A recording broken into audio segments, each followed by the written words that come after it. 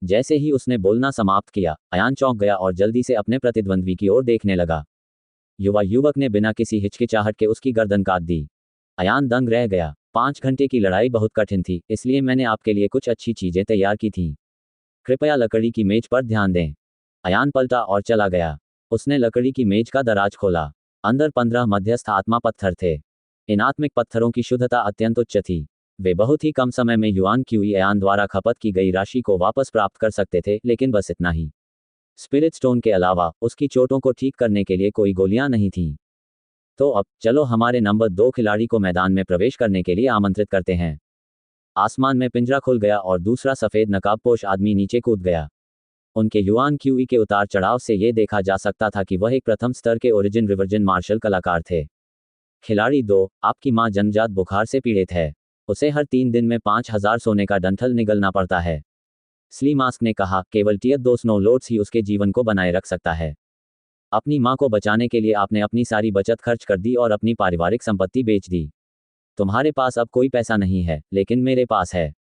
जब तक तुम काले कपड़े वाले आदमी को मार सकते हो, मैं तुम्हें एक बार में 8 मिलियन सोने के सिक्के दूंगा। ये पैसा मेरे लिए कुछ भी नहीं है, लेकिन यह आपके लिए बहुत मायने रखता है। आप कितना भुगतान करने को तैयार हैं? दूसरे खिलाड़ी ने दांत पीसकर अपने चेहरे से मुखौटा हटा दिया। आश्चर्य की बात यह है कि वह लगभग 25 वर्ष का व्यक्ति था। उस आदमी ने अपनी तलवार निकाली और चिल्लाता हुआ अयान की ओर दौड़ा। उसके हाथ में तलवार नीचे गिर गई और यह एक तेज तलवार प्रकाश था। अयान ने भौहें सिकोड़ी। इस व्यक्ति की प्रतिभा बुरी नहीं थी। यदि उसकी मां की देरी न होती तो वह 20 वर्ष की आयु में ओरिजिन रिटर्न के प्रथम स्तर तक पहुंच पाता। अयान ने अपनी कृपाण को क्षैतिज रूप से उठाया और उस आदमी की तलवार की रोशनी को रोक दिया। वे दोनों टकरा गए। अयान ने गहरी आवाज में कहा, रुको। अपनी खेती से पैसा कमाना मुश्किल नहीं होना चाहिए। हालांकि मेरे पास ज्यादा पैसे नहीं हैं, फिर भी अगर मैं कुछ बेचूं तो मैं तुम्हें 500,000 सोने के सिक्के दे सकता हूं। आप इस समय का लाभ पैसा कमाने के लिए उठा सकते हैं। 3 दिनों में 5000 स्वर्ण सिक्के प्रति वर्ष 6 लाख के बराबर थे, लेकिन प्रथम स्तर के ओरिजिन रिवर्सन मार्शल कलाकार के लिए, जब तक वे कड़ी मेहनत करने के लिए तैयार थे, इसे प्राप्त करना मुश्किल नहीं होगा। अब तो बहुत देर हो चुकी है। आदमी ने दांत पीसते हुए गहरी आवाज में कहा, मुझे पूरे 1 साल से कोई राक्षसी जानवर मिशन नहीं मिला है। क्या तुम्हें लगता है कि वे मुझे जाने देंगे? 1 पूरे वर्ष। अयान एक पल के लिए स्तब्ध रह गया, और उसे तुरंत समझ आ गया कि यह वही नकाबपोश आदमी होगा जिसने उसे धोखा दिया था। उसने पहले अपनी शक्तिशाली शक्ति का प्रयोग करके इस व्यक्ति को हताशा में धकेल दिया, और फिर उसे जीवित रहने का खेल खेलने पर मजबूर कर दिया। धत्तेरी की। अयान ने दूसरे व्यक्ति को एक ही ब्लेड से पीछे धकेल दिया। दूसरे आदमी ने अयान की ओर देखा और दुखी होकर मुस्कुराया, दया दिखाने की कोई जरूरत नहीं है। इस जगह पर या तो तुम मरो या मैं मरूं, कोई दूसरी संभावना नहीं है। जैसे ही उसने ये कहा, वह आदमी फिर से दौड़कर आया। उसके हाथ में तलवार आसमान से उतरी, और कृपाण ऊर्जा का एक इंद्रधनुष अयान की ओर गिरा। अयान ने अपना हाथ उठाया और भी अधिक शक्तिशाली कृपाण प्रकाश से वार किया, जिससे तलवार की ऊर्जा का इंद्रधनुष चकनाचूर हो गया। फिर उसने अपना पैर उठाया और दूसरे आदमी के पेट में इतनी जोर से लात मारी कि वह खून की उल्टी करने लगा और उड़ गया। मेरी हार हुई। आप ही एकमात्र हैं जो मेरी मदद करने को तैयार हैं। मैं तुम्हारे लिए चीजें मुश्किल नहीं बनाऊंगा, दूसरे आदमी ने अयान से दुखी होकर कहा। नहीं। अयान तेजी से आगे बढ़ा, लेकिन तब तक बहुत देर हो चुकी थी। दूसरे आदमी की तलवार से उसका गला कट गया और खून बहने लगा। इसके बाद लगातार 10 लोग थे, वे सभी ऐसे ही थे। उन सभी का धूर्त मुस्कान वाले नकाबपोश व्यक्ति से कुछ न कुछ संबंध था, और उनमें से प्रत्येक की अपनी अपनी कठिनाइयां थीं। मुख्य बात यह थी कि सभी की ताकत अयान से कहीं कम थी। ऐसा नहीं था कि धूर्त नकाबपोश व्यक्ति को पता नहीं था कि अयान कितना शक्तिशाली है, लेकिन चूंकि मामला ऐसा था, इसलिए उसने फिर भी इन लोगों को मरने के लिए भेज दिया। भले ही अयान उन दयनीय लोगों को व्यक्तिगत रूप से मारने से इनकार कर दे, लेकिन खेल के अन्य सदस्य हारने वालों को आत्महत्या करने का विकल्प देने के लिए मतदान करेंगे। शुरुआत में दर्शक अभी भी हिचकिचा रहे थे। मतदान करते समय उनके दिल में पीड़ा थी, लेकिन धीरे धीरे उनकी मतदान की गति तेज होती गई। वे पहले से ही स्तब्ध थे, और यह भी कहा जा सकता है कि वे थोड़े उत्साहित भी थे। अयान को पहले से ही कुछ अंदाजा था। उसने अपने हाथ में एक बड़ी कृपाण पकड़ी, अपना सिर नीचे झुका लिया और एक शब्द भी नहीं बोला। हालांकि क्रोध से उसके कंधे कांप रहे थे। आप बता सकते हैं, है ना?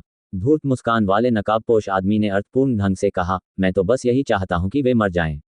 मैं तो बस यही चाहता हूं कि तुम्हारे हाथ खून से रंग जाएं। आप एक सभ्य व्यक्ति होने का दावा करते हैं और अपनी उच्च नैतिक जमीन के कारण हमें तुच्छ समझते हैं। और मैं तुम्हें नीचे खींचकर हमारे जैसा बनाना चाहता हूं। आपने व्यक्तिगत रूप से इन लोगों को नहीं मारा, लेकिन वे सभी आपकी वजह से मारे गए। काले कपड़े पहने आदमी, क्या अब भी तुम सोचते हो कि तुम बहुत साफ हो? क्या आप बहुत महान नहीं हैं? जब तुम्हें दूसरों के प्रति इतनी सहानुभूति पसंद है तो तुम आत्महत्या क्यों नहीं कर लेते? हे पाखंडी पागल कुत्ते, तुम आत्महत्या करो। उन्हें बचाने के लिए अपना बलिदान दे दो। धूर्त नकाबपोश आदमी उत्साहित था और उसने अपना हाथ जोर से हिलाया।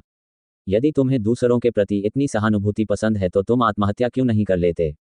तुम पाखंडी पागल कुत्ते, आप उन्हें बचाने के लिए अपना बलिदान दे देते हैं। क्या तुम मेरे सामने दयालु और धर्मी होने का दिखावा नहीं करते? मैं आपको बता दूं, इस दुनिया में कोई परोपकार और धार्मिकता नहीं है। यहाँ केवल अमीर और गरीब ही हैं। यह एक ऐसी दुनिया है जहाँ कमजोर लोग ताकतवर लोगों को खा जाते हैं। धूर्त मुस्कुराहट वाले नकाबपोश व्यक्ति ने एक एक करके लाशों की ओर इशारा किया और चिल्लाया, वे समाज में सबसे नीच सरीसृप हैं, इसलिए उन्हें अपना दयनीय भाग्य स्वीकार कर लेना चाहिए। वे मर क्यों नहीं सकते? अयान ने चुपचाप अपना सिर उठाया और कहा, अगर तुम उच्च कुल में पैदा नहीं हुए तो तुम क्या हो? हा, गरीब आदमी का सिद्धांत। धूर्त मुस्कुराहट वाले नकाबपोश आदमी ने अपना सिर हिलाया, तो तुम भी इन तुच्छ सरीसृपों की तरह कभी भी प्रमुखता हासिल नहीं कर पाओगे। राक्षसी जानवर को छोड़ दो। जैसे ही उसने बोलना समाप्त किया, दोनों ओर के द्वार खुल गए और दो विशालकाय प्रथम स्तर के मूल रिटर्निंग राक्षसी जानवर धीरे धीरे अंदर चले आए। ये राक्षसी जानवर अलग अलग पिंजरों में फंसे हुए थे। एक बार पिंजरे खुल गए तो वे सीधे लड़ सकते थे। ये दो राक्षसी जानवर, एक बेरसक भालू था और दूसरा त्रिकोणीय गैंडा था, दोनों ही उच्च रक्षा और उच्च विस्फोटक जाति के थे। राक्षसी जानवरों के खिलाफ तथाकथित युद्ध तकनीकें बहुत उपयोगी नहीं थीं। वे मुख्यतः गति और शक्ति पर केंद्रित थे। इस समय अयान की 3 मीटर की कृपाण ने अपना पूरा प्रभाव दिखाया।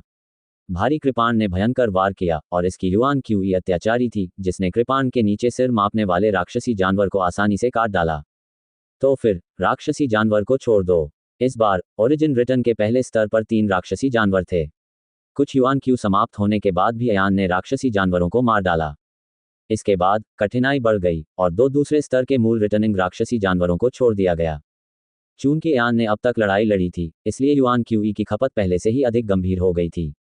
वह केवल एक मध्यस्थ आत्मा पत्थर को निकालकर उसे अवशोषित कर सकता था और तेजी से उपभोग हो रहे युआन क्यूई को पुनः प्राप्त कर सकता था।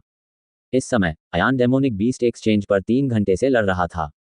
दूसरे स्तर का मूल रिटर्निंग राक्षसी जानवर दूसरे स्तर के मूल रिटर्निंग साधारण मार्शल कलाकार की तुलना में बहुत अधिक शक्तिशाली था।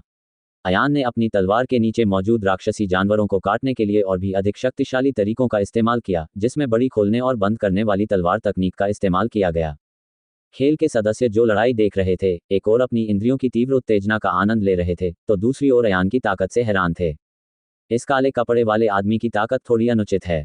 सभी की टिप्पणियां सुनकर स्ली स्माइल मास्क ने कहा, यह तो एक अच्छे शो की शुरुआत मात्र है। बोलते समय उन्होंने अपना दाहिना हाथ हिलाया और भीड़ से बाहर चले गए। काले कपड़े पहने 10 नकाबपोश लोग दिखाई दिए। इन 10 लोगों के मुखौटे बाकी सभी से अलग थे। उनके चेहरों पर लगे मुखौटे लाल थे। जिस समय ये 10 लाल नकाबपोश लोग प्रकट हुए, उनकी आभा उनके सामने खड़े लोगों से स्पष्ट रूप से भिन्न थी। धूर्त मुस्कान वाले नकाबपोश व्यक्ति ने अपना सिर नीचे किया और अयान से कहा, मैं तुम्हें इन 10 लोगों से मिलवाकर गौरवान्वित महसूस कर रहा हूं। वे सभी उत्कृष्ट खिलाड़ी हैं जो अन्य खेल क्षेत्रों और कठोर वातावरण से उभरे हैं। अयान की पुतलियों में बिजली चमक उठी। उन्होंने देखा कि 10 लोगों का क्षेत्र भी ऊंचा नहीं था। उच्चतम मूल रिटर्न के तीसरे स्तर पर था और निम्नतम मूल रिटर्न के दूसरे स्तर पर था। ऐसा प्रतीत होता है कि इस तथाकथित उत्तरजीविता खेल की अभी भी एक ऊपरी सीमा है। उनके द्वारा चुने गए खेल सदस्य आमतौर पर ओरिजिन रिटर्न के 5वें स्तर से नीचे थे। आखिरकार एक बार ऐसा घिनौना खेल उजागर हो जाए तो यह एक बहुत बड़ा घोटाला होगा और इस खेल के पीछे के लोग ज्यादा शोर मचाने की हिम्मत नहीं करेंगे। खेल के सदस्यों का मार्शल आर्ट स्तर जितना कम होगा, नियंत्रण क्षमता उतनी ही अधिक होगी। तुम सभी मेरे सबसे अच्छे शिकारी हो और इस बार मैं तुम्हें एक कठिन कार्य दूंगा, अर्थात काले कपड़े वाले आदमी को मारना। धूर्त मुस्कान वाले नकाबपोश आदमी ने 10 लाल नकाबपोश लोगों से कहा। इनाम, एक स्थानीय ग्रेड शुरुआती रैंक मार्शल कौशल। मैं पहले जाऊंगा। नहीं, मैं पहले जाऊंगा। 10 लाल नकाबपोश व्यक्ति तुरंत उत्साहित हो गए जब उन्होंने पृथ्वी स्तरीय प्राथमिक साधना तकनीक सुनी। वे सभी अयान को मारने के लिए छटपटा रहे थे, इस डर से कि वे पीछे रह जाएंगे और दूसरे उन्हें छीन लेंगे। मैं हमेशा सभी की राय सुनने के लिए तैयार रहा हूं। नंबर 1 से 10 तक अपना हाथ दिखाओ। नकाबपोश आदमी मुस्कुराया। सैकड़ों खिलाड़ियों ने अपने हाथ उठाए। कुछ लोगों ने नंबर 1 को दर्शाने के लिए अपनी उंगली फैलाई, जबकि अन्य लोगों ने नंबर 10 को दर्शाने के लिए अपनी उंगलियां फैलाईं। अंत में मूल क्षेत्र के दूसरे स्तर पर लाल नकाबपोश व्यक्ति नंबर 5 ने सबसे अधिक वोटों से जीत हासिल की। वह जोर से हंसा और बोला, माफ करना दोस्तों, ये काले कपड़े वाला आदमी मेरा है। जैसे ही वह बोल रहा था, शिकारी नंबर 5 आसमान से नीचे कूद पड़ा और अयान के सामने खड़ा हो गया। हाँ, ये दिलचस्प है। मेरे 10 सर्वश्रेष्ठ शिकारी, अब तक के सबसे शक्तिशाली शिकार के विरुद्ध, क्या रोमांचक लड़ाई थी। धूर्त नकाबपोश आदमी ने उत्साह से कहा। काले कपड़े वाला आदमी। 5वें शिकारी ने अपना दाहिना हाथ उठाया और हाथ में खंजर पकड़ लिया। खंजर अयान पर निशाना साधते हुए बोला, तुम मेरे सबसे चुनौतीपूर्ण शिकार हो। मुझे आशा है आप मुझे निराश नहीं करेंगे। तुरंत मत मरो। मैं अच्छा समय बिताने की योजना बना रहा हूँ। जैसे ही उसने ये कहा, शिकारी नंबर 5 का शरीर छाया में बदल गया और अयान की ओर बढ़ गया। अयान के सामने 3 मीटर की दूरी पर उसकी आकृति अचानक घूम गई और अयान के सामने एक छोटा सा चाप बनाकर अयान के पीछे आ गई। उसके हाथ में जो खंजर था, वह अयान की गर्दन के पीछे की ओर जा लगा। हर किसी की नज़र हंटर नंबर 5 पर नहीं पड़ रही थी, और हंटर नंबर 5 को पता था कि वह जीतने वाला है जब उसने अपनी गति पर अयान की प्रतिक्रिया देखी। ये सोचते हुए हंटर 5 के मुंह का कोना थोड़ा ऊपर उठा और विजयी मुस्कान प्रकट हुई। इस समय अयान अचानक हिल गया। वह अपने बाएं हाथ से पीछे झुका और हंटर 5 की कलाई को सटीक ढंग से पकड़ लिया। वह खंजर अब आगे नहीं बढ़ सकेगा और न ही ठीक से विभाजित हो सकेगा। शिकारी क्रमांक 5 हैरान रह गया। फिर अयान ने हंटर नंबर 5 के पेट में लात मारी, उसके बाद विशाल कृपाण से, जिससे हंटर नंबर 5 2 हिस्सों में कट गया। ऐसे ही, क्या यह आपके सबसे अच्छे शिकारियों में से एक है? अयान ने अपना सिर उठाकर धूर्त मुस्कान वाले नकाबपोश आदमी की ओर देखा। सबसे उत्कृष्ट शिकार शिकारी केवल एक मार्शल कलाकार ही होता था, जिसे खेल क्षेत्र में शीर्ष स्थान दिया जा सकता था। और अयान, वह सूर्य चंद्र संप्रदाय में उसी पीढ़ी के मार्शल चिकित्सकों में से एक थे जो क्षैतिज रूप से चल सकते थे। अयान की हत्या की शानदार तकनीक से हर कोई हैरान था। यदि तुलना न होती तो कोई अंतर भी नहीं होता। इससे पहले अयान के खिलाफ एक साधारण मार्शल कलाकार लड़ रहा था।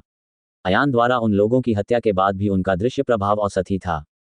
परंतु अब ये 10 लोग विशेषज्ञ थे जिन्होंने लहू के बपतिस्मा का अनुभव किया था। यह विरोधाभास तब सबसे प्रबल हो गया जब इतने शक्तिशाली विशेषज्ञ को अयान ने एक क्षण में मार डाला। तुम, धूर्त मुस्कुराहट वाले नकाबपोश आदमी ने भी अयान और अन्य के बीच अंतर देखा। यदि अयान की उम्र अधिक न होती तो उन्हें संदेह होता कि अयान किसी दूसरे दर्जे के संप्रदाय का मुख्य शिष्य है। इस बार फिर 2 शिकारी। धूर्त मुस्कान वाले नकाबपोश आदमी ने एक क्षण विचार किया और कहा, यदि वे दोनों काले कपड़े वाले आदमी को मार सकते हैं, तो वे दोनों एक पृथ्वी ग्रेड प्राथमिक मार्शल कौशल साझा करेंगे। मौके पर वोटिंग के बाद हंटर गुइयुआन दो दान 4 और हंटर गुइयुआन दो दान 7 ने एक साथ लड़ाई लड़ी। वे दोनों आकाश से उतरे, लेकिन उन्होंने शिकारी क्रमांक 5 की तरह ऊंची आवाज में बात नहीं की। इसके बजाय उन्होंने उसके साथ सावधानी से व्यवहार किया। उनका दिमाग खराब नहीं हुआ था, इसलिए वे देख सकते थे कि अयान कितना शक्तिशाली था। लाल मुखौटे पहने 2 शिकारी कुत्तों ने एक दूसरे को देखा और फिर बाईं और दाईं ओर से अयान की ओर बढ़े। उन्होंने जो सोचा वह बहुत अच्छा था। बाएं और दाएं फोल्डर अयान को दुविधा में डाल सकते हैं। परिणामस्वरूप अयान ने मूर्खतापूर्ण तरीके से उनके हमलों का इंतजार नहीं किया। इसके बजाय जब उन दोनों ने हमला किया तो वह भी आगे बढ़ गया। अयान ने सीधे बाईं ओर के गेम हंटर को चुना। अपने हमले का लक्ष्य बनते ही उसने अपना दाहिना पैर जमीन पर पटका और जोर से धमाके के साथ बाहर निकल गया। उसके पैरों के नीचे युआन क्यूई से उत्पन्न शक्तिशाली आवेग वास्तव में एक छोटे से क्षेत्र में फट गया। इस बार अयान सीधे बाईं ओर के हंटर के सामने फट गया। दूसरी ओर दाईं ओर का शिकारी अयान से काफी दूर था। उसके पास दूसरे हंटर का समर्थन करने का भी समय नहीं था। बाईं ओर का शिकारी घबरा गया। उसने जल्दी से अपना हाथ हिलाया और चिल्लाया, गेल।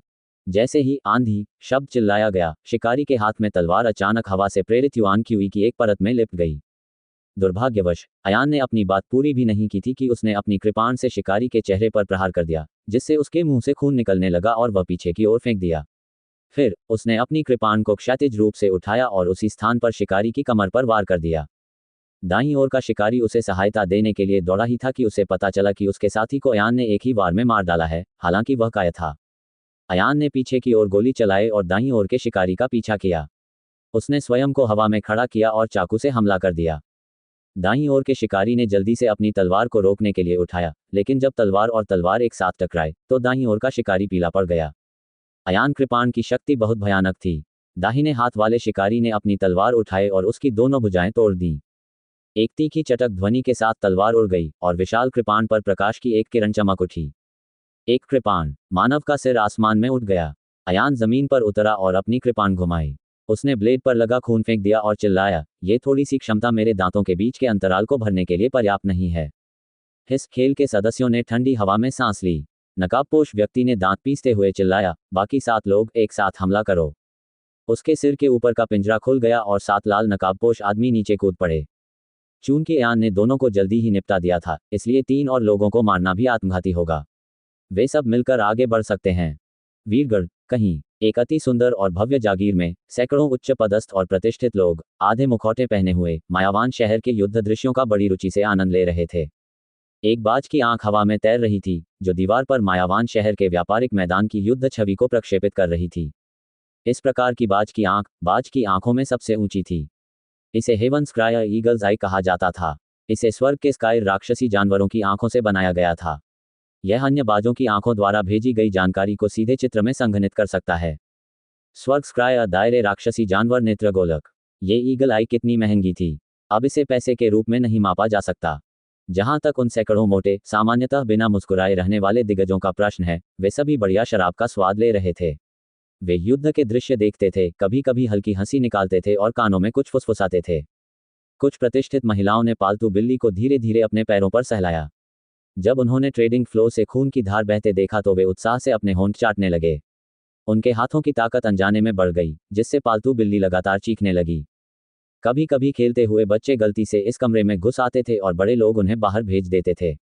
बच्चे को विदा करने के बाद उनके चेहरों पर दिखने वाला दयालु भाव तुरंत गायब हो गया और उनके चेहरों पर एक बार फिर से उत्साहित और अज्ञात विकृत भाव प्रकट हो गया। लेकिन इस समय दीवार पर दृश्य अचानक चमक गया, जैसे कि एक पक्षी की चोंच की रूपरेखा चमक गई हो, और फिर दृश्य बाधित हो गया। मायावान शहर, राक्षसी जानवर ट्रेडिंग ग्राउंड। महान युद्ध शुरू होने वाला था और ऐसा लग रहा था कि हवा भी जम गई है। सभी लोग पहले से कहीं अधिक घबरा गए। जहां तक अयान का प्रश्न है, उसने अपना सिर उठाया और आकाश की ओर देखा। व्यापारिक मंजिल के शीर्ष पर गुंबद के बीम पर, जो धूर्त नकाबपोश आदमी से भी ऊंचा था, वह छोटा पक्षी उन बाज जैसी आंखों के माध्यम से चोंच मार रहा था, जिन्होंने उसे एक एक करके चुरा लिया था। चोरी, यह उस छोटी चिड़िया की परिवार की देखभाल करने की क्षमता थी। सभी का ध्यान अयान पर केंद्रित था। उन्हें यह पता नहीं था कि उनकी बाज जैसी आंखें चुरा ली गई हैं। यद्यपि पिंजरा मुट्ठी के आकार का था और मनुष्य उसमें से नहीं निकल सकता था, फिर भी छोटा पक्षी बाहर निकल सकता था। इस समय अयान ने छोटी चिड़िया की विजयी मुद्रा देखी और जान गया कि उसकी योजना सफल हो गई है। फुट, अयान ने राहत की सांस ली। अंततः वह लड़ाई छोड़ दो। अयान के मानक युद्ध कौशल अत्यंत उच्च स्तर के थे। ईगल्स आई के नष्ट होने से पहले वह आसानी से उनका उपयोग करने की हिम्मत नहीं करता था। लेकिन अब इस तरह की कोई चिंता नहीं थी। लाल मुखौटे पहने हुए 7 तथाकथित शिकारी पहले ही तीव्र युआन क्यूई के साथ बाहर आ गए थे और अयान को घेर लिया था। अयान ने अपनी कृपाण जमीन में घोंप दी और एक हरा ड्रैगन समुद्र में उड़ गया। अयान के शरीर पर आग की लपटें जल रही थीं और बढ़ रही थीं, मानो उसमें अभी भी क्रोध जमा हो रहा हो। वह ब्लेड की रोशनी वह रोशनी थी जिसने मानवता के अंधेरे पिंजरे को तोड़ दिया। चलो भी, अयान ने दहाड़कर एजियो ड्रैगन को उड़ा दिया, जिससे एक ही पल में 7 लोग उड़ गए। अंतिम ड्राइंग सेबर स्लैश में सेबर की रोशनी आसमान में उड़ी और मौके पर ही 5 शिकारियों को काट डाला। इससे पहले कि कोई कुछ कर पाता, अयान तेजी से भागा और छठे व्यक्ति की जान ले ली। तभी कृपाण की मूठ 7वें व्यक्ति की छाती में लगी, जिससे उसकी छाती चकनाचूर हो गई। धड़कता हुआ दिल वास्तव में अयान द्वारा ब्लेड का उपयोग किए बिना ही झटके से चूर्ण में बदल गया। कुछ गलत है। इस तरह की ताकत, अरे यार, काले कपड़े वाला आदमी तो प्रथम श्रेणी के संप्रदाय से है। नकाबपोश आदमी चिल्लाया। कौन अपने प्रथम स्तर के ओरिजिन रिटर्निंग रियल से अकेले ही 7 दूसरे और तीसरे स्तर के ओरिजिन रिटर्निंग रियल मार्शल कलाकारों को मार सकता है? चाहे धूर्त मुस्कुराहट वाला नकाबपोश आदमी कितना भी मूर्ख क्यों न हो, वह अभी भी अयान की उत्पत्ति का अनुमान लगा सकता था। उस क्षेत्र में प्रदर्शित चरम शक्ति द्वितीय श्रेणी के संप्रदाय के एक प्रमुख अनुयायी के लिए भी असंभव थी।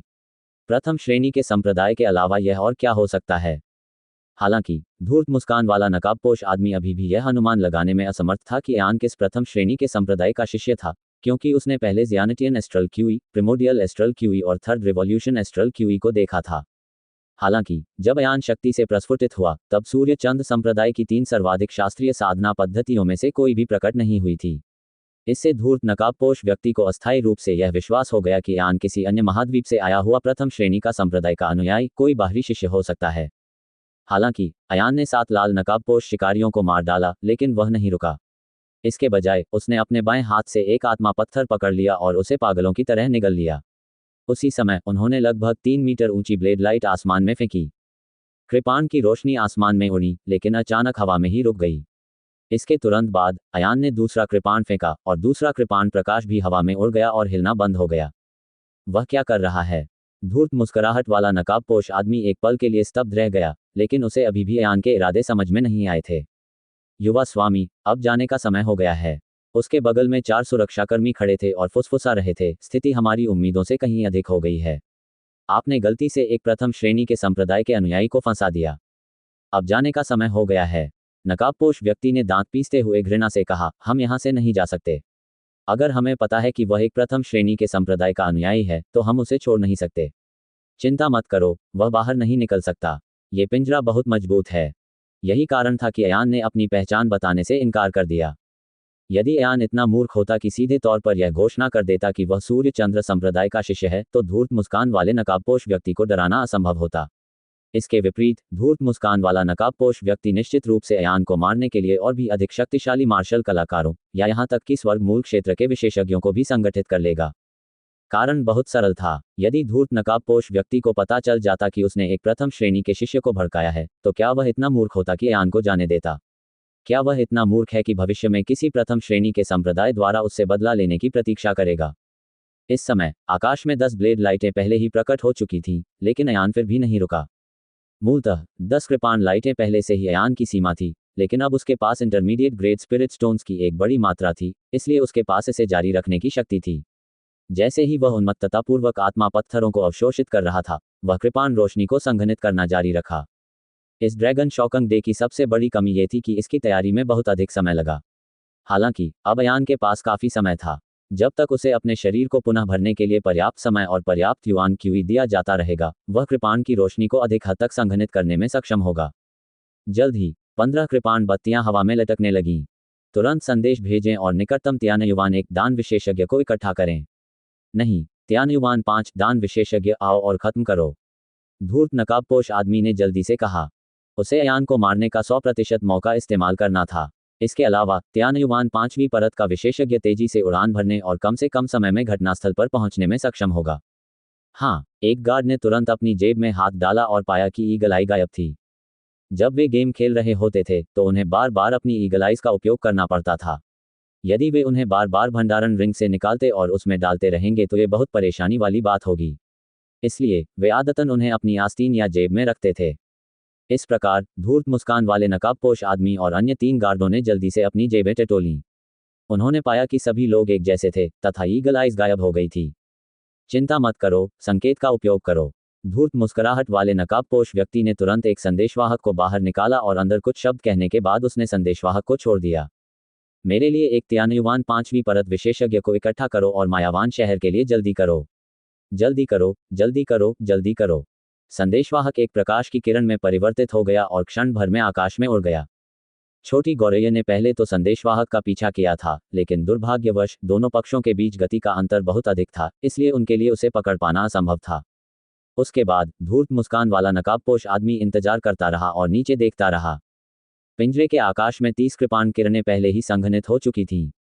अयान जोर जोर से हौंफ रहा था, जाहिर तौर पर वह बहुत अधिक युआन क्यूई का उपयोग करने के कारण थक गया था। वह वास्तव में क्या कर रहा है? नकाबपोश व्यक्ति ने भौहें सिकोड़ते हुए कहा, क्या आप पिंजरे पर हमला करने के लिए बड़ी मात्रा में कृपाण प्रकाश का उपयोग करना चाहते हैं? हाँ, यह अफसोस की बात है कि इस पिंजरे को तोड़ने के लिए स्वर्गीय युआन के पहले स्तर की ताकत का उपयोग करने की आवश्यकता है। इस समय अयान ने ऊंची छलांग लगाई और अपनी कृपाण आकाश में उछाल दी। ऐसा लग रहा था जैसे 30 कृपाण लाइटें अचानक पुनर्जीवित हो गई हों और वे तुरंत एक साथ मिलकर एक भयावह कृपाण लाइट का निर्माण कर दिया जो 50 मीटर लंबी थी। लड़ाई में ये कदम बहुत अव्यावहारिक है। कोई भी व्यक्ति बड़ी ब्लेड लाइट बनाने के लिए आपके 1 मिनट बर्बाद करने का इंतजार नहीं करेगा, लेकिन इस विशेष वातावरण में इसका उपयोग संभव है। अयान ने मूर्खतापूर्ण तरीके से अपने 50 मीटर ऊंचे कृपाण प्रकाश से पिंजरे को नहीं काटा। इसके बजाय उसने जमीन पर उतरते ही कृपाण की लाइट को तेजी से ऊपर कर दिया। अयान को वृत्त का केंद्र बनाकर उसने 50 मीटर की ब्लेड लाइट को तेजी से दक्षिणावर्त घुमाया, जिससे ब्लेड लाइट पीछे की ओर झुक गई। परिणामस्वरूप ब्लेड की रोशनी से एक विशाल एक ब्लेड वाला पंखा बन गया और एक आश्चर्यजनक आकर्षण आकाश से नीचे उतरा। धूर्त मुस्कान वाले नकाबपोश आदमी और सभी खेल सदस्यों को पिंजरे के ऊपर खींच लिया गया। ये है, धूर्त मुस्कान वाले नकाबपोश आदमी का दिल बेतहाशा धड़क रहा था, लेकिन वह चिंतित नहीं था क्योंकि वहां एक पिंजरा था। हाँ, तुम बाहर नहीं निकल पाओगे। चाहे आप कोई भी हो, आपको आज मरना ही होगा और तुम बिना किसी को पता चले मर जाओगे। धूर्त मुस्कान वाले नकाबपोश आदमी ने जोर से अपने दांत पीस लिए। बोलते समय उसने अपना सिर घुमाया और दूसरी ओर देखने लगा। वहां एक कंसोल था। इससे पहले कंसोल को नियंत्रित करने और चुनौती देने वालों को उतारने के लिए हमेशा एक गार्ड की जिम्मेदारी होती थी। आह, वह घटिया चीज, क्या वह पक्षी है? धूर्त मुस्कान वाला नकाबपोश आदमी अचानक अचंभित रह गया। कंसोल पर एक पक्षी खड़ा था। पक्षी ने छड़ को अपने मुंह में पकड़ रखा था और उसे अंत तक खींच रहा था। नहीं, धूर्त मुस्कुराहट वाले नकाबपोश आदमी ने एक उन्मादपूर्ण चीख निकाली। पिंजरा खुल गया। तेज हवा के कारण सभी लोग पिंजरे में फंस गए। मैं बहुत दिनों से तुम्हारा इंतजार कर रहा था, अयान मुस्कुराया। सैकड़ों खेल सदस्यों को चिल्लाने का भी समय नहीं मिला जब 50 मीटर की घूमती हुई ब्लेड लाइट ने उन्हें चूर्ण विहीन कर दिया। युवा मास्टर की रक्षा करें। चौथे स्तर के 4 मूल रिटर्निंग गार्डों ने तुरंत अपने शरीरों के साथ स्ली स्माइल मास्करमैन को घेर लिया और हिंसक युआन क्यूई उनके शरीर से फूट पड़ा। विशाल कृपाण की रोशनी उन चारों पर पड़ी और तुरंत घूमना बंद हो गया। शरीर तानाशाह बिजली शरीर। अयान ने पलटने से पहले तुरंत ही अपनी 5 गुनी ताकत के साथ विस्फोट किया। ब्लेड की रोशनी ने चारों गार्डों पर लगातार 33 बार बमबारी जारी रखी। ओरिजिन रिटर्न के चौथे स्तर पर 4 गार्डों के आंतरिक अंग फट गए और उनकी मौके पर ही मौत हो गई। इस समय कृपाण की रोशनी भी अत्यधिक खपत के कारण लुप्त हो चुकी थी। वहां केवल 2 लोग बचे थे, अयान और धूर्त नकाबपोश आदमी। क्या आप मजाक कर रहे हो? क्या अब भी तुम मुझे मारने की हिम्मत रखते हो? क्या आप जानते हैं मैं कौन हूं? नकाबपोश व्यक्ति जमीन पर बैठ गया और बार बार पीछे हटता रहा। अयान ने अपनी विशाल कृपाण को घसीटा और धीरे धीरे उस धूर्त मुस्कान वाले नकाबपोश आदमी के पास पहुंचा। एक खेल खेलो। तुम यहां मत आना। मेरे पिता है। अयान ने अपना पैर उठाया और अपने दिल को चीर देने वाले पैर से धूर्त मुस्कान वाले नकाबपोश आदमी को लात मारी, जिससे वह पीछे की ओर जमीन पर गिर गया। उस व्यक्ति का शरीर दूर की दीवार से टकराया, जिससे उसके मुंह से खून की बड़ी बड़ी बूंदें निकलीं और उसका मुखौटा उतर गया। वह आश्चर्यजनक रूप से एक सुंदर युवक था। चाहे आप कोई भी हों, भले ही आप सम्राट हाओ तियान के बेटे हों, आप आज नहीं जा पाएंगे। अयान ने अपनी कृपाण उठाए और अपनी आंखों से भयंकर आग उगल दी। तुम मुझे नहीं मार सकते। युवक चिल्लाया, मेरा तो बहुत ऊंचा दर्जा है, मैं कैसे मर सकता हूं? मैं उन सरीसृपों की तरह कैसे मारा जा सकता हूं? यदि आप वीरगढ़ में आज्ञाकारी होकर रहेंगे। अयान ने युवक का कॉलर पकड़ लिया और कहा, तब तुम नहीं मरोगे। दुर्भाग्यवश आप स्वयं मौत को आमंत्रित कर रहे हैं। किसी और को दोषी नहीं ठहराया जा सकता। मैंने तुमसे कहा था, तुमने गलत व्यक्ति को उकसाया है। अयान ने अपनी कृपाण उस युवक के चेहरे पर दे मारी, जिससे उसके सुंदर चेहरे पर गहरा गड्ढा हो गया। उसके गाल की एक हड्डी टूट गई। युवक ने अपना चेहरा ढक लिया और बुरी तरह चिल्लाया, तुमने मुझे मारने की हिम्मत की। बचपन से लेकर अब तक मेरे पिता ने भी मेरी एक उंगली नहीं छुई, फिर भी तुमने मुझे मारने की हिम्मत की। ओह, अयान ने अपनी भौहें उठाईं और कहा, मेरे महान युवा स्वामी, मैंने आपको नाराज कर दिया है। ये कहते हुए अयान ने अपनी कृपाण उस युवक के कंधे पर दे मारी। ये छोटा सा दर्द वास्तव में इतना अधिक पीड़ादायक था कि युवक भूतिया आवाज में चिल्ला उठा। क्या तुम्हें खेल खेलना पसंद नहीं था? अयान ने युवक के बाएं टखने पर ठोकर मारते हुए कहा, चलो अच्छा समय बिताते हैं। अभी भोर होने में लगभग 20 मिनट बाकी हैं। हमारे पास बहुत समय है। तुम्हारी हिम्मत! युवक पागलों की तरह चिल्लाया। अयान ने अपना हाथ घुमाया और युवक को थप्पड़ मार दिया। जिस युवक ने उसे थप्पड़ मारा था, वह उछलकर गिर गया और उसके मुंह के दांत कई बार टूटकर गिर गए। युवक खड़ा हो गया और अयान की क्रोधित निगाहों को देखने लगा। इस बार वह सचमुच डर गया था। वह जमीन पर घुटनों के बल बैठ गया और बार बार विनती करने लगा, मैं मर नहीं सकता। मैं सचमुच नहीं मर सकता। मुझे भविष्य में कुछ बड़ा करना है। आप मुझे नहीं मार सकते, कृपया मुझे जाने दीजिए, कृपया। अयान मुस्कुराया, तुम मर नहीं सकते। जो लोग अपने भाई बहनों, अपने माता पिता के कारण मरते हैं, क्या वे मरने के लायक हैं? अयान ने फिर लात मारी, जिससे युवक का दाहिना टखना कुचल गया। युवक उसके पैरों से लिपट गया और रोता हुआ तथा चीखता हुआ जमीन पर लौटने लगा। अयान ने विशाल कृपाण उठाया और कृपालु भाव से उसकी ओर देखा। क्या जब आप मुझसे मानव स्वभाव और सपनों के बारे में बात कर रहे थे तो आपके पास कुछ शिष्टाचार नहीं था? उसने कहा, तुम्हारा बात करने का तरीका उस तरीके से बहुत अलग था जिस तरह से तुम अब रो रही हो और लौट रही हो। मुझे संदेह होने लगा कि आप वही व्यक्ति हैं। क्या जब आप बाहर होते हैं तो आप बात कर सकते हैं, हंस सकते हैं और अन्य लोगों के जीवन और मृत्यु को दिशा दे सकते हैं? जब आप खेल के सदस्य बन जाते हैं तो आपका आचरण कैसा होता है? आपके दृढ़ संकल्प के बारे में क्या कहना है? युवा होने के बाद से युवक को कभी भी इतना अपमान और दर्द नहीं सहना पड़ा था। पता चला कि दर्द एक बहुत ही असहज एहसास था। ये पता चला कि मृत्यु से पहले उसके हृदय में भय बहुत तीव्र होगा। अब तक उसे यह विश्वास ही नहीं हो रहा था कि वह सचमुच मर जाएगा। वास्तव में एक दिन ऐसा भी आया जब उसे किसी और के द्वारा मार दिया जाएगा। तुम क्या चाहते हो? युवक ने अपने आंसू रोके और कहा, मैं तुम्हें जो भी चाहिए वह दूंगा। क्या आप खेती की तकनीक चाहते हैं? मैं तुम्हें पृथ्वी स्तर की सभी शुरुआती गतिविधियां और मार्शल कौशल सिखाऊंगा। मैं तुम्हें पैसे दूंगा, मैं तुम्हें 10 लाख स्वर्ण मुद्राएं दूंगा। नहीं, 50 मिलियन, नहीं, मैं तुम्हें 100 मिलियन स्वर्ण मुद्राएं दूंगा। अयान नीचे बैठ गया और युवक के चेहरे पर थपथपाते हुए बोला, बहुत कम, पर्याप्त नहीं। युवक बहुत खुश हुआ, पता चला कि काले कपड़े पहने यह आदमी पैसे का लालची भी था। यह आसान होगा। 200 मिलियन, मैं तुम्हें 200 मिलियन दूंगा। पर्याप्त नहीं, अयान अपना सिर हिलाता रहा। 500 मिलियन, आप कितना चाहते हैं? युवक ने आश्चर्य से पूछा। मुझे कीमत बताओ। अयान ने कहा, मुझे तुम्हारी जिंदगी चाहिए। युवक इतना डर गया कि उसका चेहरा पीला पड़ गया और वह पागलों की तरह बाहर निकल गया। अयान ने खाली मैदान की ओर देखा और ऊंची आवाज में कहा, अब कृपया अपना हाथ दिखाएं और वोट दें।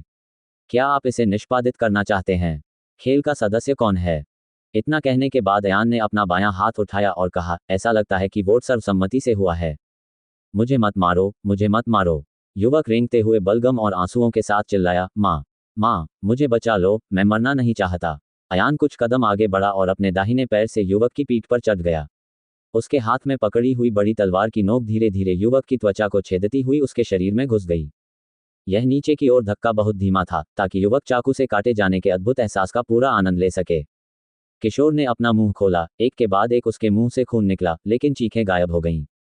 ईमानदारी से कहूं तो मेरी नज़र में तुम्हारी जिंदगी एक सोने के सिक्के के भी बराबर नहीं है, अयान ने युवक के कान के पास अपना मुंह रखते हुए कहा।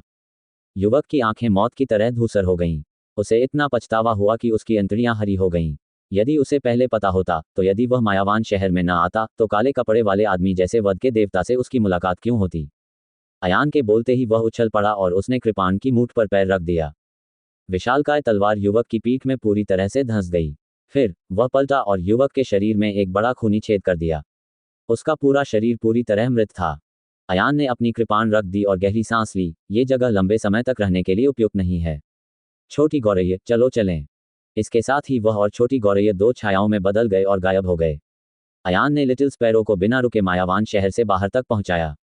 मायावान शहर अब सुरक्षित नहीं रहा। एक बार जब स्ली स्माइल मास्क मैन की मृत्यु हो जाएगी, तो निश्चित रूप से मायावन शहर में गुप्त रूप से जांच करने वाले बड़ी संख्या में विशेषज्ञ होंगे। वह अब अपना स्वयं का ग्रिफिन नहीं पा सका। वह स्थान निश्चित रूप से प्रथम संभावित क्षण में उसके नियंत्रण में होगा। कितनी परेशानी वाली बात है। मेरे पास एक और ग्रिफिन खरीदने के लिए पैसे नहीं हैं। अयान ने भौहें सिकोड़ी। उसके पास मौजूद हजारों स्वर्ण सिक्के एक ग्रिफिन खरीदने के लिए कैसे पर्याप्त हो सकते थे? यहां तक कि एक महाद्वीपीय पर्वत भी इसे वहन नहीं कर सकता। हालांकि मायावान क्लिफ से गुजरने के बाद भी उन्हें उत्तरी क्षेत्र की ओर जाना था। वह यात्रा बहुत छोटी नहीं थी।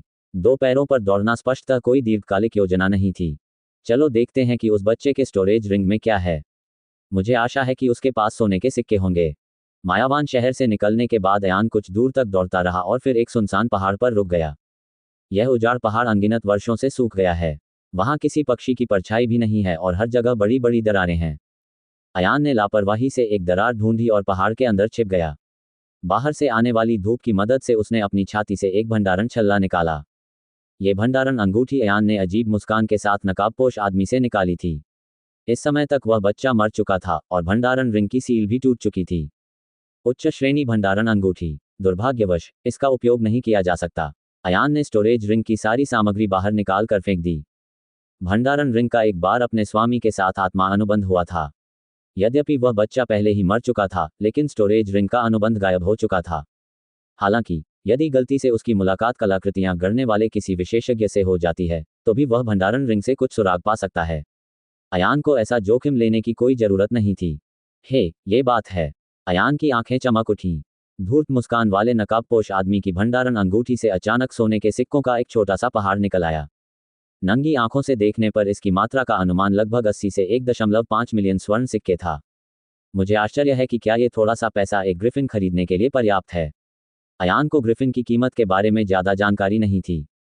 सोने के सिक्कों के ढेर के भीतर 3 चमकते हुए कार्ड थे। अयान ने उन्हें बाहर निकाला और पाया कि वे सभी बैंगनी सुनहरे रंग के कार्ड थे। अयान ने अफसोस से अपना सिर हिलाया और तीनों बैंगनी सुनहरे कार्ड फेंक दिए। तीनों कार्डों में कम से कम 10 मिलियन सोने के सिक्के थे। हालांकि वह इतना मूर्ख नहीं होगा कि किसी और का स्टोरेज कार्ड लेकर पैसे निकालने के लिए बैंक भाग जाए। क्या इसका मतलब यह नहीं है कि उसने सभी को बताया कि अयान ने इस बच्चे को मारा है? अयान ने सोने के सिक्कों के छोटे पहाड़ को हटाया और देखा कि अंदर अभी भी क्या दबा हुआ था। कुछ बातें उजागर हुईं। 20 असंख्यानकित अप्रयुक्त चील आंखें। अयान ने एक एक करके सभी को कुचल दिया, उन्हें पीछे छोड़ना भी एक समस्या थी। एक कमर प्लेट जिस पर नीरज लिखा हुआ है। अयान का दिल तेजी से धड़क उठा और उसने जल्दी से अपनी कमर का टोकन काट दिया। नीरज, क्या वह नकाबपोश व्यक्ति महान सेनापति नीरज का पुत्र नहीं था? इसके अलावा वहां 3 छोटी चीनी मिट्टी की बोतलें भी थीं। अयान ने चीनी मिट्टी की बोतलें अपने हाथ में पकड़ लीं और उन्हें देखने लगा। उन पर संबंधित औषधीय गोलियों के नाम लिखे थे। चौथी श्रेणी की 100 स्पिरिट्स गोली, चौथी श्रेणी की बॉडी बिल्डिंग गोली और चौथी श्रेणी की क्यूई रिफाइनिंग गोली। अच्छी चीज, अयान की आंखें चमक उठीं। चौथी श्रेणी की 100 स्पिरिट्स गोली एक अत्यंत शक्तिशाली मारक गोली थी। कुल मिलाकर उनकी संख्या 10 थी। जहां तक चौथी श्रेणी की बॉडी बिल्डिंग गोली की बात है, यह एक शरीर को निखारने वाली गोली थी जो किसी मार्शल कलाकार की शारीरिक शक्ति को काफी हद तक बढ़ा सकती थी। चतुर्थ श्रेणी क्यूई शोधन गोली एक क्यूई शोधन गोली थी जो एक मार्शल कलाकार के आध्यात्मिक सागर को थोड़ा विस्तार करने की अनुमति दे सकती थी, जिससे उनकी युआन क्यूई क्षमता लगभग 50% और युआन क्यूई ताकत 30% बढ़ जाती थी। हालांकि टियर 4 की गोली का सेवन केवल तभी किया जा सकता है जब वह कम से कम मूल रिटर्न के 5वें स्तर पर हो। यही कारण था कि धूर्त नकाबपोश व्यक्ति ने केवल गोली पहनी थी, लेकिन उसका सेवन नहीं किया था। मेरी ताकत उसी क्षेत्र के एक मार्शल कलाकार से एक स्तर अधिक है। मुझे इसे 2 से 3 स्तर पहले ही उपभोग करने में सक्षम होना चाहिए। श्वेत ज्वाला बिजली की शक्ति को पुनः अवशोषित करने के बाद मैं इसका उपयोग करूंगा। नीचे देखने पर पता चला कि यह एक शुरुआती स्थानीय स्तर का मार्शल कौशल था जिसे स्कारलेट फ्लेम स्वॉर्ड कहा जाता था। दुर्भाग्यवश यह एक अग्निगुण वाला मार्शल कौशल था जिसका उपयोग अयान नहीं कर पाया, इसलिए उसने लापरवाही से इसे अपने भंडारण रिंग में रख लिया। अंत में एक स्थानीय स्तर की शुरुआती गतिविधि तकनीक थी जिसे सोआरिंग स्काई तकनीक कहा जाता है। हाहा, लोहे के जूतों में पैर रखने के बाद मुझे सचमुच कोई जगह नहीं मिलती। अयान ने सोआरिंग स्काई तकनीक सीख ली और बहुत खुश हुआ। मैंने बहुत समय पहले सुना था कि धूर्त मुस्कान वाला नकाबपोश आदमी खेल के विजेता सदस्यों को अपनी तकनीक से पुरस्कृत करने के बारे में बात कर रहा था, लेकिन मुझे उम्मीद नहीं थी कि यह सोआरिंग स्काई तकनीक होगी। इस आंदोलन तकनीक के साथ वह स्वर्ग मूल क्षेत्र तक पहुंचने से पहले उड़ना सीख सकेगा। अब कोई उड़ने वाला वाहन नहीं। अयान बहुत खुश हुआ। उन्होंने जल्दी से स्काई सोआरिंग आर्ट को पलटा और पाया कि यह स्थान अभी भी मायावान क्लिफ से 10,000 मील से अधिक दूर था। उसे अभी भी उड़ान भरने के लिए स्काई सोआरिंग आर्ट पर निर्भर रहना पड़ा। इस उड़ते आकाश कला की साधना की आवश्यकता कम से कम मूल वापसी के प्रथम स्तर पर थी, क्योंकि इसके लिए युआन क्यूई के उपयोग की आवश्यकता थी। बेशक खेती का स्तर जितना ऊंचा होगा उतना ही बेहतर होगा। अयान ने मंत्र पढ़ा और साधना शुरू कर दी। सोआरिंग स्काई तकनीक एक ऐसी गति तकनीक थी जो युआन क्यूई को युआन क्यूई पंखयुक्त पंखों में संघनित करती थी और उड़ान भरने के लिए प्रयोग की जाती थी। सामान्य रूप से कहें तो आकाश में उड़ने की तकनीक के बिना भी एक मार्शल कलाकार अपनी युआन क्यूई को महसूस कर सकता था और पंखों के आकार में इसकी नकल कर सकता था तथा हवा में ऊपर उठने के लिए संघर्ष करते हुए इसे फड़फड़ा सकता था। हालांकि ये तरीका बेहद मूर्खतापूर्ण और अकुशल था। विशेषकर युआन क्यूई की खपत अत्यंत भयावह थी।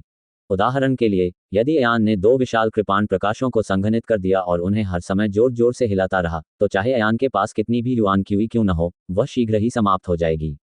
आसमान में उड़ने की तकनीक अलग थी। इसके पंखों को सघन करने के लिए इसमें एक विशेष मंत्र था और यह अपने पंखों और शरीर के बीच के संबंध के माध्यम से अपने पंख फड़फड़ाता था। ऐसा करने से युआन क्यूई पंख एकत्रित हो गए और बिखरे नहीं। हर समय पंखों को युआन क्यूई से भरने की आवश्यकता नहीं थी और युआन क्यूई की खपत बहुत कम थी। अयान को सोआरिंग स्काई तकनीक का अभ्यास करने में पूरा दिन और रात लग गया। अगले दिन दोपहर के समय वह बंजर पहाड़ की चोटी पर खड़ा था। तभी उसका शरीर थोड़ा कांप उठा और उसके पीछे 10 मीटर लंबे युआन क्यूई पंख का एक जोड़ा दिखाई दिया।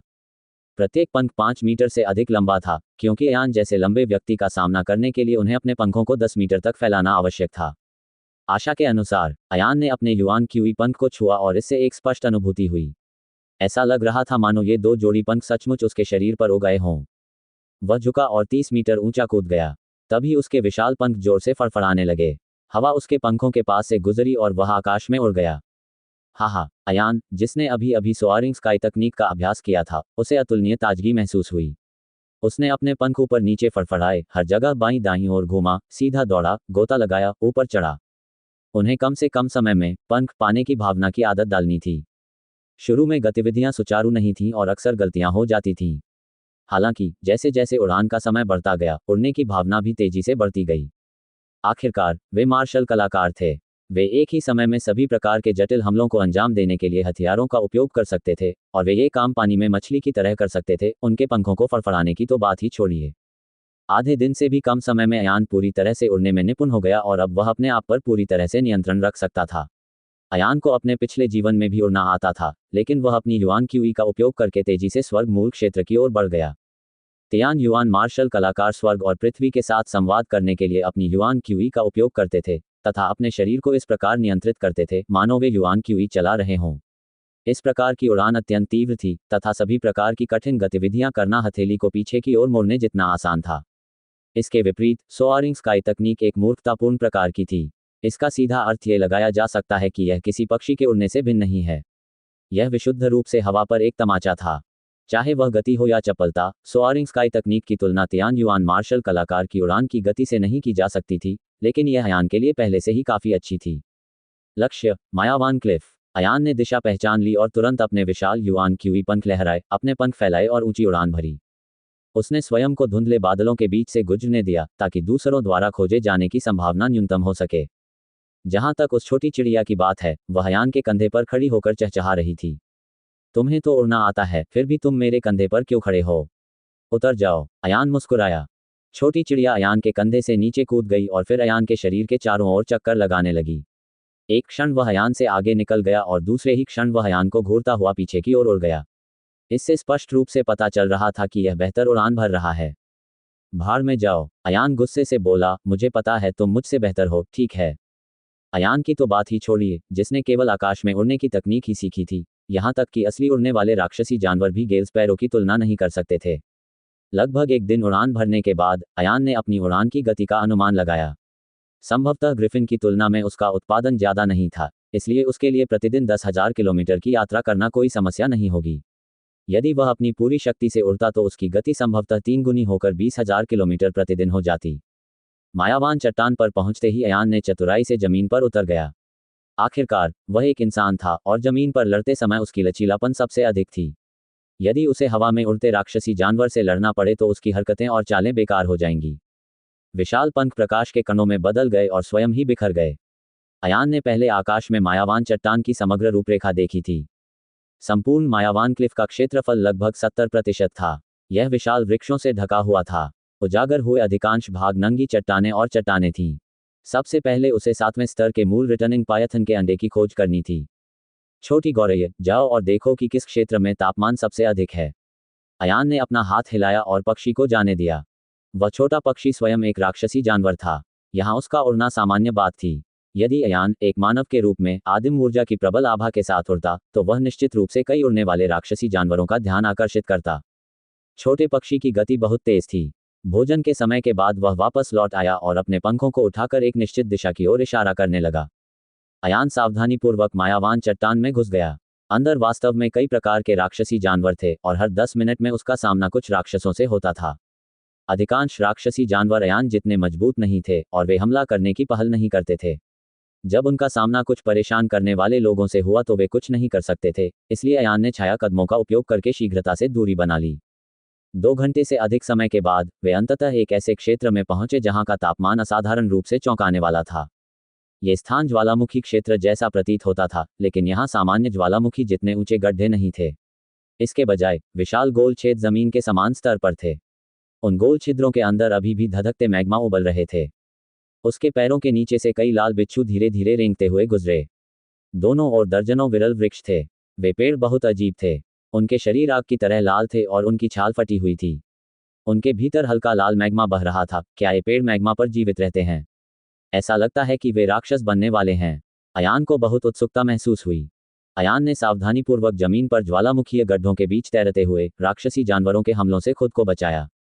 ऐसे वातावरण में जीवित रहने और खेती करने वाले राक्षसी जानवर सरल नहीं थे। जैसे ही वह चल रहा था, अचानक उसके शरीर के बाईं ओर लगभग 100 मीटर व्यास वाले एक छोटे ज्वालामुखी में मैग्मा हिलने लगा। इसके तुरंत बाद अग्नि मछली ऊंची छलांग लगाने लगी और 4 पंक्तियों में तीखे दांतों से अयान की ओर बढ़ी। यह अग्नि मछली 5 से 6 मीटर लंबी थी और इसका विशाल मुंह अयान के आधे शरीर को निगलने के लिए पर्याप्त था। क्या बकवास है! अयान ने अपना हाथ खींचा और विशालकाय कृपाण को अग्नि मछली के मुंह में क्षैतिज रूप से भोंक दिया, जिससे उछलती हुई अग्नि मछली 2 टुकड़ों में कट गई। अग्नि मछली के शरीर के 2 हिस्से अयान के बाएं और दाएं तरफ से गिर गए। जमीन पर उतरने के बाद भी वह लावा जैसा खून उगल रहा था। जब अग्नि मछली ने शोर मचाना शुरू किया तो घटनास्थल का तापमान तेजी से बढ़ गया। ये टूट गया है। अयान ने देखा कि मैग्मा क्रेटर में लुढ़क रहा था। इससे पहले कि वह कोई निर्णय ले पाता, अग्नि मछलियां बाहर आ गईं। वहां 100 से अधिक घनी आग वाली मछलियां थीं। अयान ने जल्दी से अपनी विशाल कृपाण का उपयोग करके उनमें से 7 या 8 को एक ही क्षण में काट डाला। हालांकि जब उन अग्नि मछलियों को काट दिया गया तो उनके शरीर से निकला मैग्मा रक्त अत्यंत घातक था। थोड़ा सा मैग्मा रक्त अयान के शरीर पर गिरा और तुरंत अयान के वस्त्र को जला दिया। उसकी त्वचा में प्रवेश करने के बाद उसकी त्वचा से तीव्र दर्द उत्पन्न हुआ। युआन क्यूई से अपने शरीर की रक्षा करें। अयान चिल्लाया और अपनी युआन क्यूई को अंडे के छिलके के आकार में संघनित कर लिया तथा स्वयं को पूरी तरह से उसके चारों ओर लपेट लिया। अग्नि मछलियां युआन क्यूई ढाल से टकराईं और अपने तीखे दांतों का इस्तेमाल करके ढाल पर चीची चीची ची करने लगीं। अयान ने कभी भी कोई विशेष ओरिजिन एनर्जी शील्ड मार्शल कौशल नहीं सीखा था। इस प्रकार के मूल ऊर्जा कवच ने स्वयं की रक्षा के लिए अपनी मूल ऊर्जा को कवच के आकार में संघनित करने के लिए सबसे सरल विधि का उपयोग किया। ऐसा करने में एक बड़ी खामी थी और वह ये कि ढाल बहुत अधिक युआन क्यूई खा जाती थी। इसका कारण यह था कि एक बार युआन क्यू किसी मार्शल कलाकार के शरीर से निकल जाए तो वह समय के साथ नष्ट हो जाती है। इस समय ढाल को अग्नि मछली ने काट लिया था और युआन क्यूई की खपत की दर और भी तेज थी। अयान केवल युआन क्यूई के साथ ढाल को भर सकता था। वह जल्दी से ऊपर कूद गया और युआन क्यूई के पंख की तेज आवाज के साथ वह ऊंची उड़ान भरना चाहता था। हालांकि वे अग्नि मछलियां भी वास्तव में अपने पंख हिला रही थीं।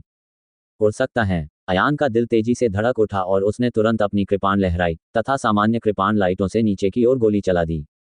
सौभाग्य से अयान आसमान में काफी ऊंचाई पर था, इसलिए उसे मैग्मा रक्त से दूषित होने की चिंता नहीं थी, इसलिए उसने उसे छोड़ दिया और लड़ाई शुरू कर दी। 10 सेकंड से भी कम समय में अयान ने ऊपर उड़कर 100 से अधिक अग्नि मछलियों में से एक को मार गिराया।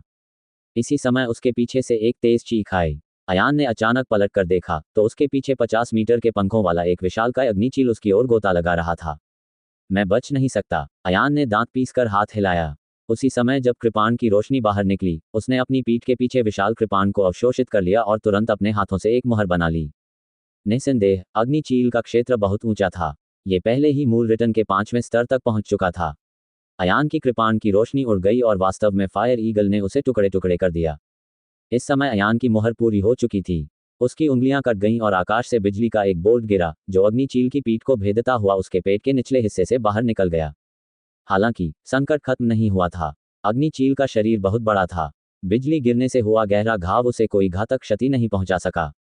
यह ऐसा है जैसे आप एक तितली को स्टील की सुई से आसानी से मार सकते हैं, लेकिन यदि उस तितली का आकार कुत्ते के बराबर है तो उसे एक सुई या 2 सुइयों से हल नहीं किया जा सकता। ये भी एक महत्वपूर्ण कारण था कि अधिकांश मार्शल कलाकार विशाल हथियारों का उपयोग करते थे। सौभाग्य से बिजली गिरने के बाद फायर ईगल का शरीर एक पल के लिए अकड़ गया और अयान के शरीर से अलग हो गया। अयान ने इस समय का उपयोग तेजी से नीचे उतरने और जमीन पर उतरने के लिए किया। यदि वह आकाश में होता तो वह निश्चित रूप से फायर ईगल के खिलाफ लड़ने के लिए योग्य नहीं था। वह अपने पंखों के एक फड़फड़ाने से उतनी तेजी से उड़ सकता था जितनी तेजी से वह अपने पंखों के 10 फड़फड़ाने से उड़ सकता था। नन्ही बुलबुल, अयान चिल्लाया, उसके हाथ तेजी से मुहरें बना रहे थे। नन्हा पक्षी आसमान से नीचे उतरा और अयान के हाथ के निशान से होकर गुजरा। Thunder king, king sparrow seal. छोटा पक्षी बिजली के पक्षी में तब्दील हो गया, अपने कड़कड़ाते पंखों को फड़फड़ाते हुए अग्निचील के शरीर से टकराया, लेकिन वह उसे तुरंत भेदने में असमर्थ रहा। अग्निचील भी चिंतित थी और उसने अपना मुंह खोलकर छोटे पक्षी पर आग की बड़ी बड़ी लपटें उगल दीं। छोटे पक्षी की गति अत्यंत संवेदनशील थी। उसने शीघ्रता से धधकती लपटों को चकमा दिया और उस स्थान पर चमक उठा जहां अग्निचील को अभी अभी मारा गया था। ये फिर से आया। जब छोटी चिड़िया ने 5वीं बार वार किया तो वह अंततः फायर ईगल के शरीर में घुस गई और उसके शरीर के अंदर इधर उधर उछलने लगी। अग्निचील ने एक दयनीय चीख निकाली। उसकी आंखें अचानक जलने लगीं और उसके पंख भयंकर लपटों में बदल गए। छोटी गौरैया, जल्दी से बाहर आओ, ये तो पागलपन हो रहा है।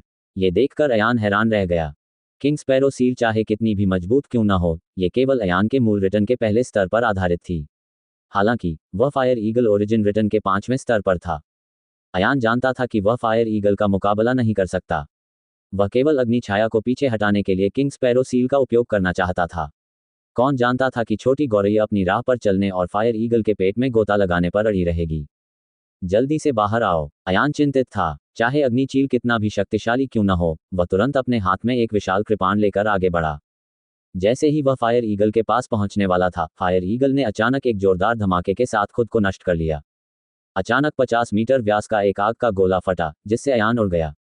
नन्ही बुलबुल, अयान ने अपने युआन क्यूई पंख फैलाए और कुछ बार फड़फड़ाया, फिर उसकी गति रोक दी और विस्फोट के केंद्र की ओर दौड़ पड़ा। इस समय एक छोटा अग्निचील जो केवल 3 मीटर लंबा था चिल्लाया और विस्फोट क्षेत्र से भाग गया। अयान दंग रह गया। उन्होंने यह उम्मीद नहीं की थी कि फायर ईगल में इस तरह की आत्म बचाव क्षमता होगी। ये कुछ कुछ टूटी हुई पूंछ वाली छिपकली जैसा था।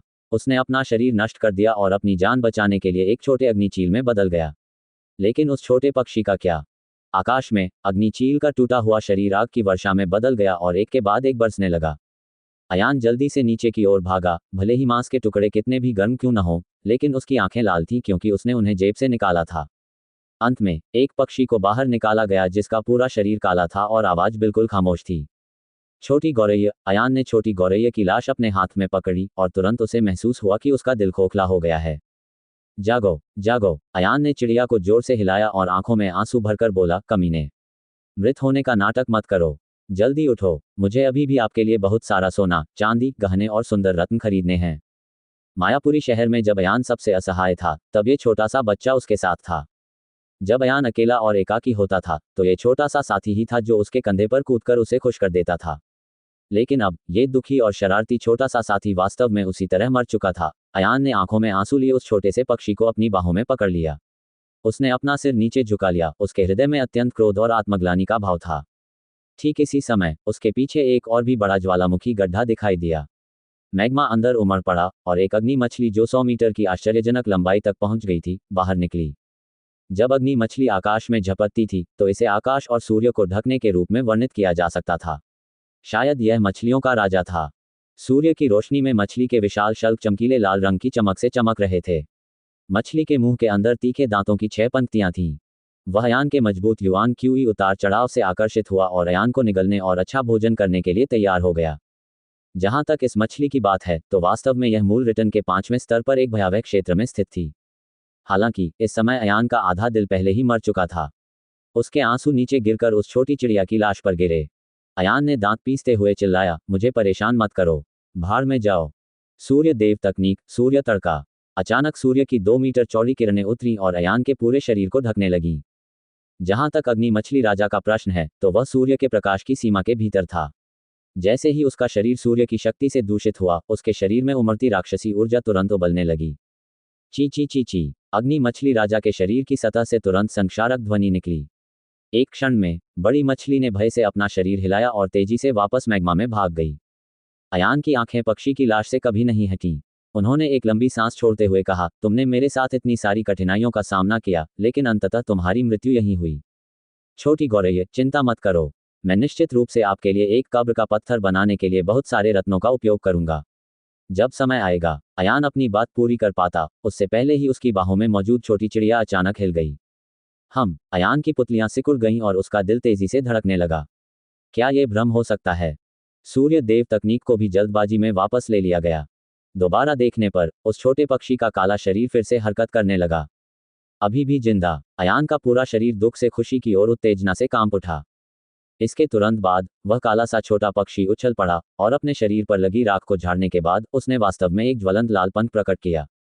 पंख का रंग कुछ कुछ अग्नि चील के रंग जैसा था। 2 छोटी छोटी आंखें बाईं दाईं ओर देखते हुए अयान की बाह पर खुशी से उछल रही थीं। हा। अयान ने पक्षी को अपनी बाहों में भर लिया और खुश होकर बोला, मुझे पता था कि तुम नहीं मरोगे। तुमने मुझे अकेला क्यों छोड़ दिया? तुमने वास्तव में अग्निचील का आंतरिक कोर चुरा लिया है। स्पष्टतः उस छोटे पक्षी में उत्परिवर्तन हो गया था। इस व्यक्ति ने पहले भी एक राक्षसी सांप से गुप्त रूप से सबसे कीमती पीले सार की गोली खा ली थी और अब उसे एक अलग रास्ता अपनाना था। अब जबकि उसने फायर ईगल के शरीर में विकसित आंतरिक कोर को निगल लिया था, तो वास्तव में ये पुनः उत्परिवर्तित हो गया। देखूं अब तुम्हें कैसा लग रहा है? अयान ने जल्दी से पक्षी को अपने हाथ में पकड़ लिया और देखने लगा। छोटे पक्षी ने अपनी गर्दन उठाई और डकार ली। इस हिचकी ने वास्तव में अपने छोटे से पक्षी के मुंह से चावल के दाने के आकार का एक आग का गोला उगल दिया। अयान अवाक रह गया और बोला, तुम मुझसे कहीं अधिक स्वर्ग विरोधी हो। उसे नहीं पता था कि अंत में यह आदमी कैसे विकसित होगा। इस समय उसके पीछे का मैग्मा फिर से लुढ़कने लगा। अयान ने पक्षी को पकड़ लिया और दौड़ा, भागो, मछली राजा फिर से बाहर आ रहा है। अभी अभी यह अयान ही था जिसने जीवन मरण की परवाह किए बिना मछली राजा को उड़ाने के लिए सूर्य देव तकनीक का उपयोग किया था। इस बार छोटी चिड़िया जीवित वापस आ गई, तो अयान फिर से मूर्ख कैसे हो सकता है?